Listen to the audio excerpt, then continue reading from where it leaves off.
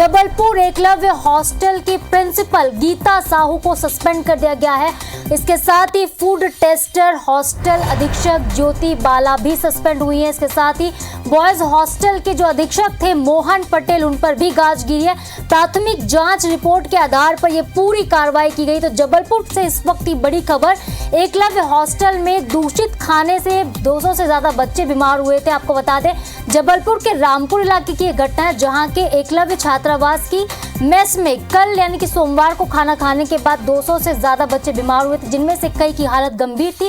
फिलहाल बच्चों की हालत तो ठीक थी, लेकिन जब पूरी जांच की गई तो प्राथमिक जांच रिपोर्ट के आधार पर अब एक बड़ी खबर जो निकलकर सामने आ रही है कि हॉस्टल के अधीक्षकों पर मिलाकर 3 लोगों पर एक्शन हुआ, इन्हें सस्पेंड किया गया। इस खबर पर ज्यादा जानकारी के लिए हमारे संवाददाता विजेंद्र इस वक्त हमारे साथ जुड़ चुके हैं।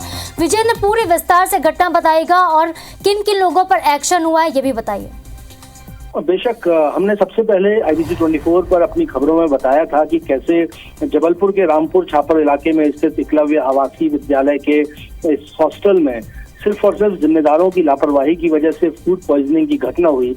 यहाँ बच्चों को दूषित भोजन परोस दिया गया था। हालांकि पेरेंट्स इस भरोसे के साथ यहाँ आदिवासी क्षेत्रों से आने वाले बच्चों को यहाँ पर पढ़ाई के लिए उन्होंने एडमिशन करवाया था, लेकिन कहीं ना कहीं ये भरोसा तोड़ने वाली बात थी, जहाँ बच्चों को दूषित भोजन परोस दिया गया था। साथ ही साथ हमने अपनी ग्राउंड रिपोर्ट में बताया था कि कैसे जो फूड टेस्टर थी, जो वहाँ की हॉस्टल की अधीक्षिका थी, उन्होंने सिर्फ भोजन इसलिए नहीं चखा था क्योंकि उनका उपवास था और बिना चखे ही दूषित भोजन बच्चों को परोस दिया गया था।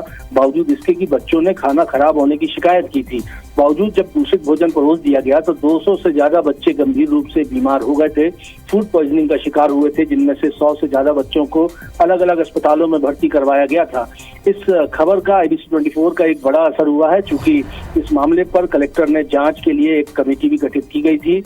SDM गोरखपुर की अगुवाई में कलेक्टर ने ये जांच इंक्वायरी ऑर्डर की थी और इस जांच कमेटी की रिपोर्ट की प्राथमिक रिपोर्ट के आधार पर यह कार्रवाई की गई है।